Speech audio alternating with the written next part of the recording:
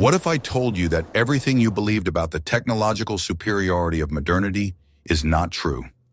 Imagine an elite soldier in a modern army, clad in Kevlar and ceramics, who loses consciousness from heat stroke after 45 minutes of active combat in the desert. His high-tech gear turns into an airtight oven that slowly but surely kills its wearer, robbing him of his ability to resist the environment. At the same time, 3,000 years ago, an Egyptian infantryman fought under the same scorching sun for 12 hours straight, maintaining full combat readiness and clarity of mind. We are accustomed to thinking of ancient people as primitive, but their understanding of thermodynamics and biology in wartime conditions surpassed our most daring engineering solutions. They did not fight the desert by trying to shield themselves from it with layers of plastic and composites, but used its laws against their enemies. Their ammunition was not just clothing, but a complex cooling system that worked without electricity or batteries. Historians have long ignored this aspect, focusing on strategy and troop numbers, overlooking the physiological basis for victory. But it was precisely their ability to withstand extreme temperatures that made the Egyptian army an indestructible killing machine in the sands. The secrets of their endurance lie not in magic or genetics. Watch the video to the end to find out how ordinary linen armor could cool the body better than a modern fan.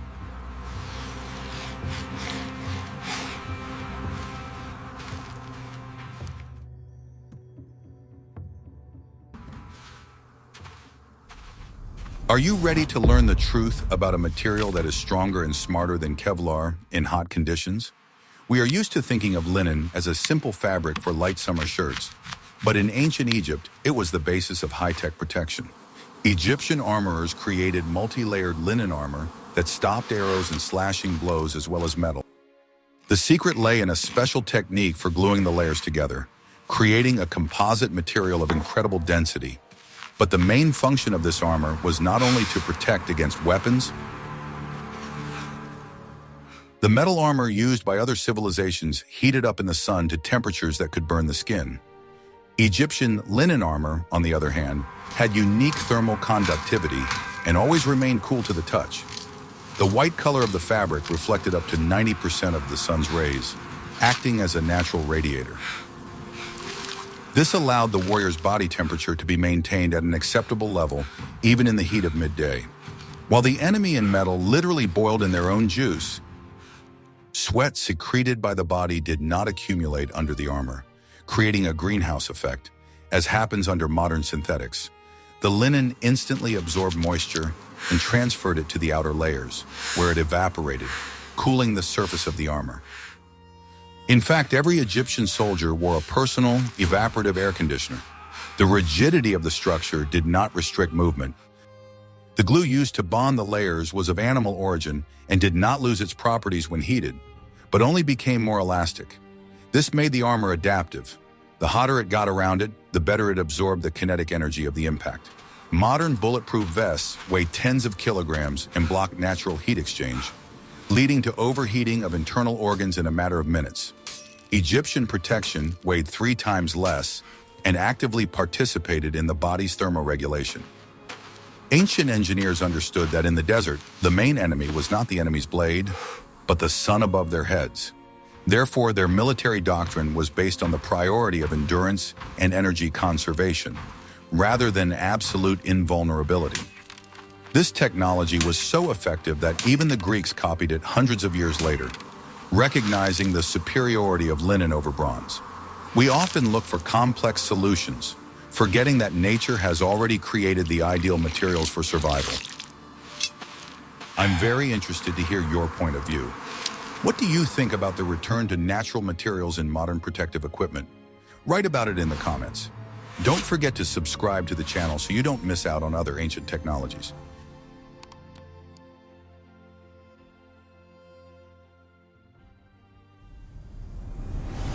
Guess how long it took to create this perfect supply system? Water in the desert is not just a resource. It is the only fuel that powers the army, and its shortage means instant defeat. The Egyptians did not rely on random wells or oases. they carried water sources with them. Organizing the delivery of liquid to the battlefield was a complex logistical operation comparable to modern fuel delivery. Thousands of special porters traveled between the rear and the front lines. The secret lay not only in the quantity of water, but also in the method of storing and transporting it under the scorching sun.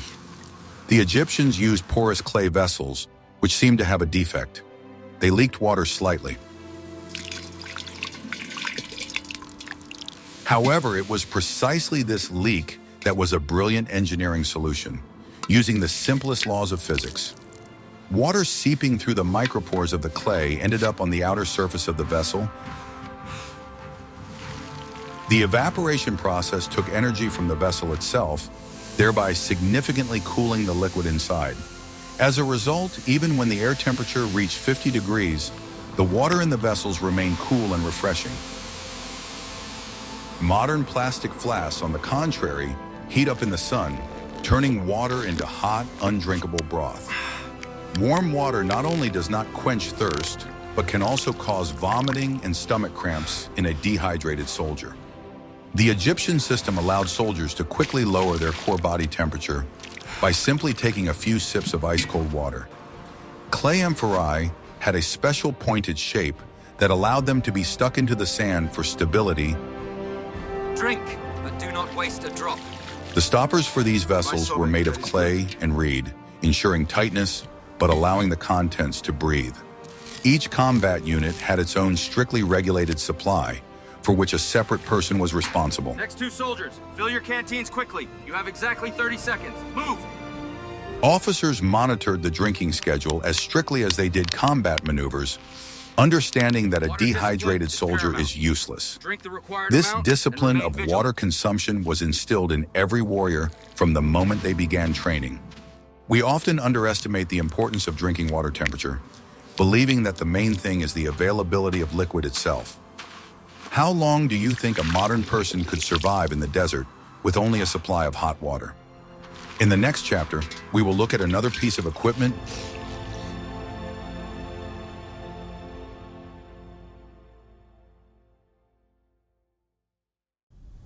Want to know a secret that will change your life and your perception of footwear? We are used to thinking that reliable military footwear consists of heavy boots with thick soles and high laces that secure the ankle. However, in desert conditions, this concept becomes a sophisticated instrument of torture for soldiers' feet. Closed boots prevent moisture from evaporating, and the foot literally boils in its own sweat, leading to blisters and fungal infections within a couple of hours. The ancient Egyptians approached the creation of military footwear from the point of view of aerodynamics and foot anatomy. Their sandals were woven from papyrus or made from specially treated leather, which ensured minimal weight. The sole was designed so as not to sink into loose sand. The main technological breakthrough was an open structure that allowed air to circulate freely around the foot with each step. Sand that got inside did not stay there, but instantly fell out. Particular attention was paid to the attachment point of the straps. The main knot was located between the first and second toes, securely fixing the sole. This allowed the warrior to make sharp jerks and braking movements without fear of losing his shoes at the most crucial moment. The curved toe of the sandals served as a kind of bumper, protecting the toes from blows against stones and roots hidden in the sand. The materials were impregnated with oils and fats so that the leather would not dry out and crack in the heat, remaining soft. Egyptian shoemakers knew that overheating the feet led to an overall increase in body temperature and rapid fatigue of the entire body, therefore cooling the feet through constant contact with the air. Modern research shows that walking on sand in such shoes requires 30% less energy than in boots. The ease of walking allowed the Egyptian infantry to cover enormous distances and immediately engage in battle without needing to rest. The lack of rigid ankle support was compensated for by trained muscles and ligaments that developed from childhood. These were shoes that required skill to wear, but in return gave superhuman mobility. No modern membrane or ventilation technology can surpass the simplicity and effectiveness of this ancient design. If you like this fact, please like this video so we know you are interested in ancient technology.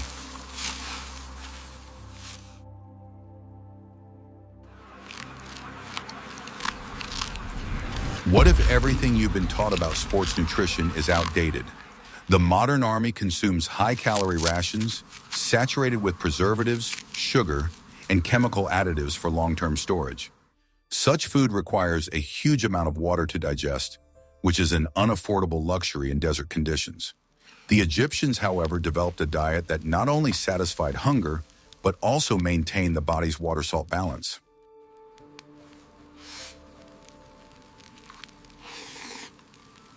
The basis of a warrior's diet before battle was not meat and fats, but complex carbohydrates, coarse ground barley bread, and thick porridge. These foods were digested slowly, providing a steady release of energy into the bloodstream over many hours. But the main secret was the mandatory consumption of large amounts of onions and garlic, which were given to every soldier. These plants contain natural antioxidants and substances that thin the blood and improve circulation. In hot conditions, when blood thickens and the heart has difficulty pumping it, garlic acted as a powerful pacemaker. In addition, it killed intestinal parasites and bacteria. The Overseer worked us hard today. Aye, but the gods provided the beer. Drink up, brother. Instead of sweet energy drinks, the Egyptians drank low-alcohol beer, which was more like liquid bread in consistency. It contained almost no alcohol, but was rich in B vitamins and electrolytes.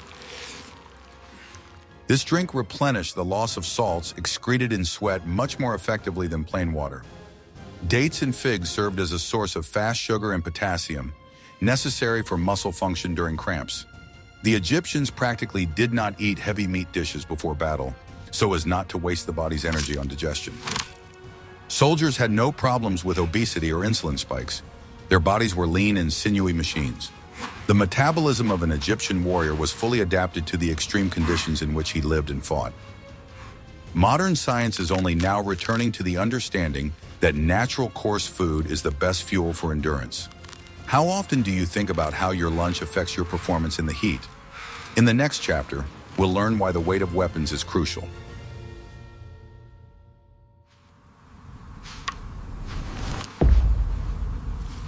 A full set of weapons for an Egyptian infantryman, including a shield, spear, and hupsh, weighed no more than 10 to 12 kilograms.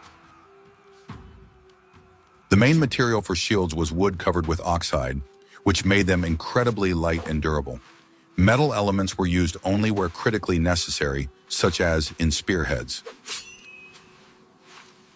The famous Egyptian sickle sword, the hopsh, was a masterpiece of balance, allowing terrible cutting blows to be delivered without great effort. Its shape allowed it to hook the enemy's shields and wrench them from their hands using leverage rather than brute force. Spear and axe shafts were made of elastic woods that dampened vibration on impact, protecting the warrior's joints. The Egyptians did not try to pierce their enemy's armor with a frontal blow from a heavy hammer. They looked for vulnerable spots. The lack of heavy helmets was compensated for by thick wigs or pads that protected against glancing blows in the sun.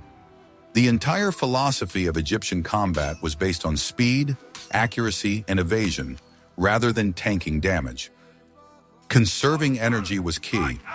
A warrior who grew tired of swinging a heavy sword became easy prey. Light armor allowed them to fight for hours, delivering hundreds of blows without losing momentum.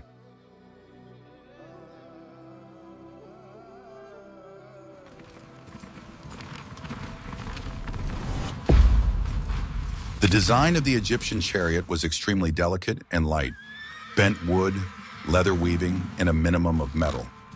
It could be lifted by one person, and a pair of horses could accelerate it to speeds unattainable by the heavy carts of their neighbors. During an attack, the chariot crew was cooled by a powerful stream of oncoming air, which instantly evaporated sweat and cooled the skin. This allowed archers and drivers to perform at their physical peak without overheating. The tactic of using chariots consisted of constant maneuvering, a carousel of attacks and retreats, which ensured continuous airflow. They never stopped in the thick of battle, turning into stationary targets under the scorching sun. Wheels with spokes instead of solid discs not only reduced weight but also got stuck less in the sand, maintaining high speed. The platform had a springy floor made of interwoven straps which acted as a shock absorber, conserving the crew's strength. Horses also benefited from speed. The oncoming airflow cooled their heated bodies. Egyptian charioteers were an elite who understood that speed was not only protection from arrows, but also protection from the heat. They used hit-and-run tactics, returning to the rear to change horses and replenish water supplies.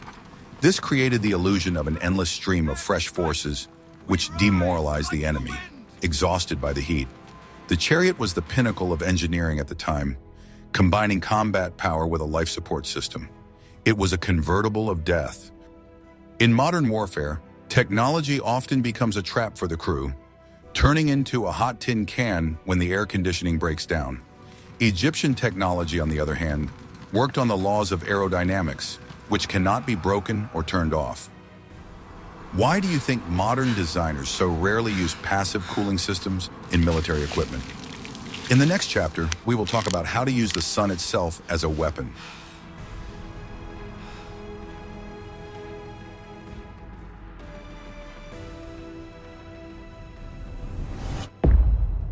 Egyptian commanders did not simply take the position of the sun into account when planning a battle. They made it their ally. They knew very well that it was impossible to look at the blinding desert sun for even a few seconds. Therefore, army maneuvers were always calculated so that at the decisive moment, the sun would shine directly into the eyes of the enemy. This blinded enemy archers. Battles often began at dawn, when the sun was low on the horizon and its rays were parallel to the ground. The Egyptians took up position in the east, becoming dark silhouettes against the backdrop of the blazing disk. Shield wall, forward! Do not let the sun leave their eyes! The enemy could see nothing but blinding light and looming shadows, causing panic and disorientation. By noon, when the sun was at its zenith, the Egyptians tried to minimize activity, switching to defense or maneuvering. They used dust screens raised by light infantry or chariots to conceal their movements. The dust hanging in the air scattered the sunlight, creating a stifling and hot atmosphere for the enemy. The Egyptians knew how to read mirages and heat haze caused by heated air to mask the size of their troops. They knew how sound and images were distorted in hot air and used this to deceive their enemies. The formation of the troops was sparse to allow air to circulate between the soldiers. The dense formation adopted by other armies turned into a single sweaty and suffocating body in the heat. By the might of Ra, we are unstoppable. The head is a soldier's main computer, and overheating it leads to the instant failure of the entire system. The Egyptians paid even more attention to protecting the head from the sun than to protecting it from blows. The famous striped headdress, the Nemes, was not just a symbol of power or decoration, but a functional device. The fabric created an air gap around the skull. The long tails of the scarf covered the back of the neck, where large blood vessels pass, preventing heat stroke. The fabric was often moistened with water, which turned the headdress into an evaporative cooler for the head. Many warriors shaved their heads to improve heat transfer and avoid lice and parasites. The wigs worn on top provided shade, but the most recognizable detail was black eyeliner, which was used by everyone from the pharaoh to the common soldier. The lead-based black paint absorbed bright sunlight, reducing glare and reducing strain on the retina. This allowed Egyptian archers to aim more accurately without squinting from the unbearable glare of the sand. The paint's composition had antibacterial properties, repelling annoying gnats and preventing eye infections. In the desert, where any scratch can fester, this was critical for preserving vision.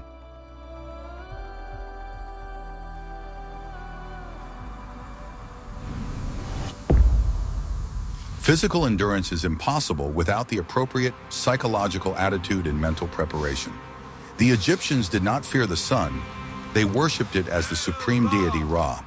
For them, the scorching heat was not a curse, but a manifestation of divine power that was on their side.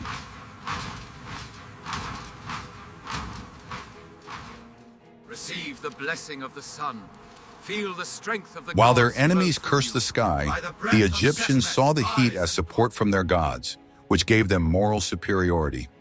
They believed that the Pharaoh, the son of the sun, was able to control the elements and grant victory to his army.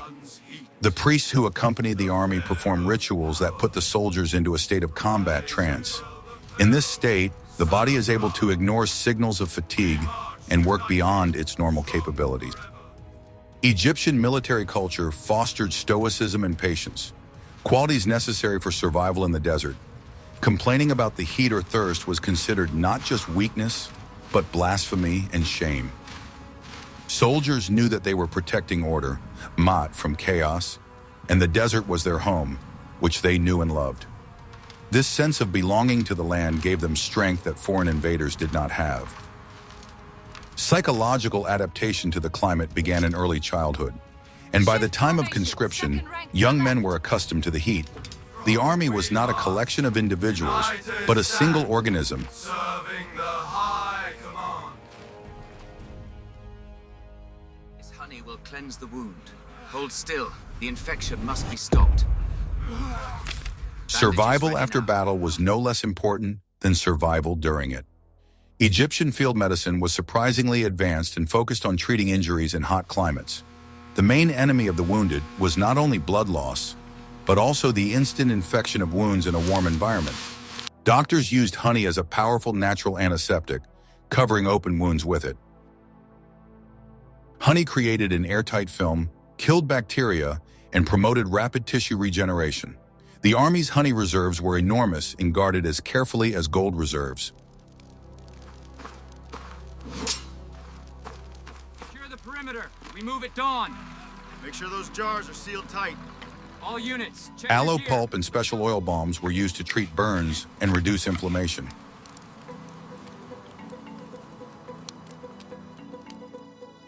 Thank you, brother. Rest now. We are safe here in the Egyptian surgeons knew how to suture wounds using ants or animal gut thread, which was cutting-edge technology at the time. They knew how to set dislocations and fix fractures using splints that hardened in the sun.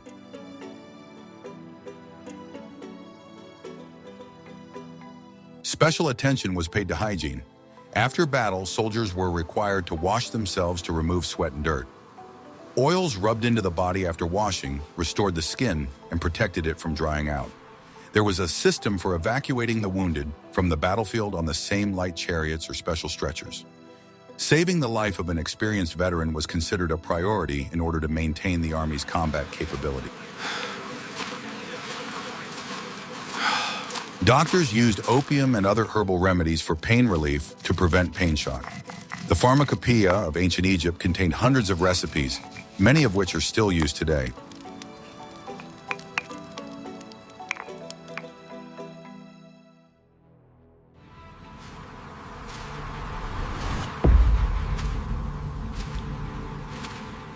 The Egyptian army demonstrated to the world that true strength lies not in the complexity of mechanisms, but in a deep understanding of nature.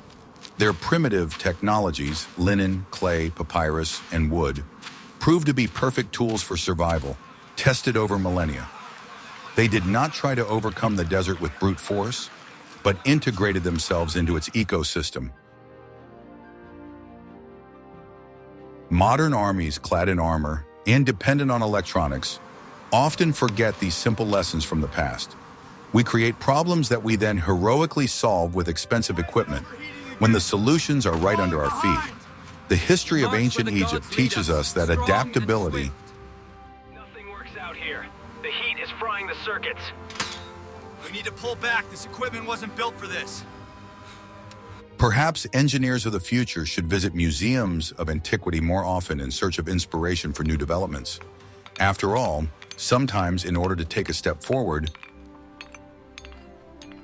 We need to optimize the airflow around this junction, otherwise we risk overheating. What if we increase the radius here and here? That should dissipate the heat.